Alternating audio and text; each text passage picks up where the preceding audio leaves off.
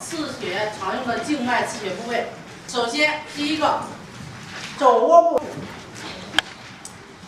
我们想知道这个部位刺血能治疗什么疾病，首先你要明白什么？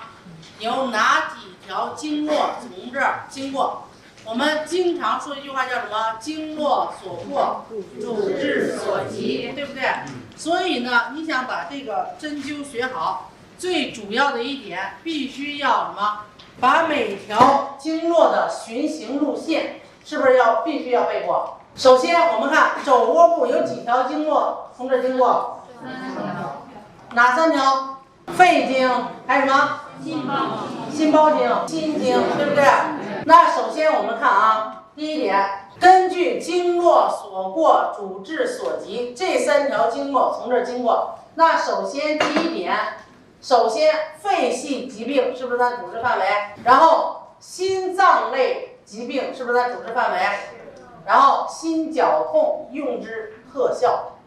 那除了经络所过，主治所及，那每一个穴位，除了它可以治疗所属经络所络脏腑的病之外，每一个穴位它都还有一个局部治疗作用。所以呢，根据它的局部治疗作用，第一点写上什么？肺系疾病、心脏类疾病、肘窝刺血。第一点写上根据经络所过，主治所及。尤其是小白同学啊，你不是说你直接写上，我告诉你这个穴位治什么病，你不要直接写成病，你把原理给我写上，为什么它能治这个病？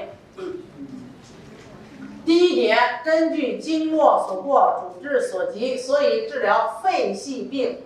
肺系病包含什么？感冒呀、咳嗽呀、气喘呀、哮喘呀、气短呀、胸闷呀，这是不是都属于它这个？然后心脏类疾病。然后第二点，根据它的局部治疗作用，可以治疗上肢风湿神经痛，还有五十肩，还有半身不遂。半身不遂有的是不是上肢有问题，有的是不是下肢有问题？上肢有问题，刺血的时候就在这儿刺血。然后再写一句话，这个区域为心肺系统疾病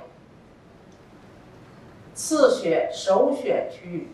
我们中医里有句话叫什么？心肺有邪流于哪儿？心肺有邪流于两肘，肝胆有邪流于哪儿？2腋，对不对？脾有邪流于2臂，然后肾有邪流于2火，对不对？